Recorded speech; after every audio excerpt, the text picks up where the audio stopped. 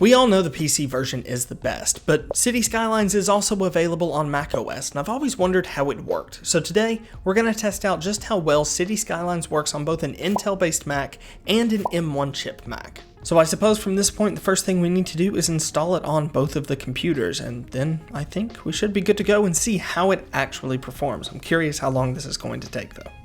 A bit. In the meantime, we'll head over to the MacBook and start installing Cities over there. Alright, so I think we're finally at a point where we can download Steam on the MacBook. It's taken a little bit more time than I expected, but we're finally getting there, and I think we are pretty much good to go. Now we can log in and install Cities Skylines on the Intel MacBook. Let's go ahead and launch Cities Skylines on the M1 Mac Mini. Let's see how this performs. Go ahead and start a new game and see how this performs. I think for this, we'll choose one of the DLC maps that he has. So let's choose a Park Life map. This looks like a great one to start. No map themes that we have. Let's start the city. Okay, natural disasters, that's good to go. Yes, we can use random disasters. This really is a vanilla build. Loading screen mod is not even installed on this. We could be here an hour. So far though, and I know we've just gone through the main menu on the M1 Mac and haven't even touched the Intel-based Mac yet, but so far, the process has been fairly smooth. A little bit clunky compared to how it runs on Windows, but it's playable, I think. Even with loading screen mod, this still takes forever on Windows. Right, okay, that should be fine. Anyway, the point is, this is a vanilla city. There's a lot of lag. So some behavior I am seeing is that the game so far, we haven't even placed a road down, and it's pretty laggy. It's definitely not a smooth process. It's playable, but I suspect if you were to add any assets whatsoever, this would actually be pretty unplayable. The input lag already it's obnoxious. So if we come back into Cities, the lag that is here,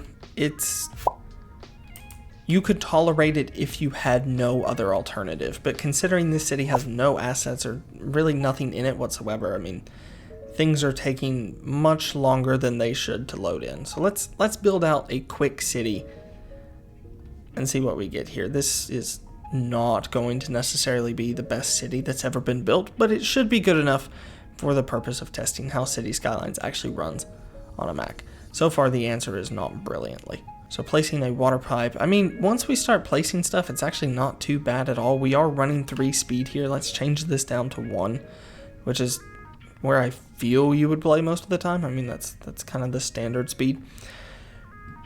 We're moving. I mean, definitely things aren't progressing and moving as smoothly as you would hope, but it's not as bad as it could be.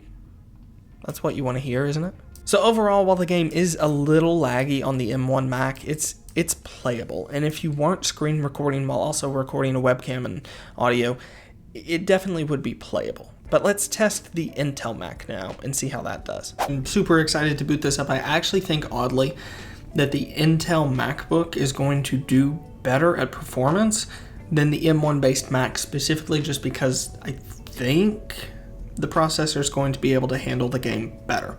I don't know this to be a fact, but that's what I suspect. So let's see how this downloads. I'm really curious to see how this does. So far, you can theoretically play it on an M1 Mac, but it's not the greatest experience. It's not going to replace a traditional gaming PC. I even don't necessarily think so far it would replace console. Giving up a little bit of hope here. This one took a very long time to validate, so I'm curious how it's going to play. But with that, let's go ahead and just hit play, see what happens. Maybe it'll be a good experience. There's no way of knowing yet. So first thing I will say straight up front is the game actually looks really good on the MacBook. So if it can pull off performance, we could be in luck here. I'm gonna pick a random map. We'll pick Green Peaks, that's a great one.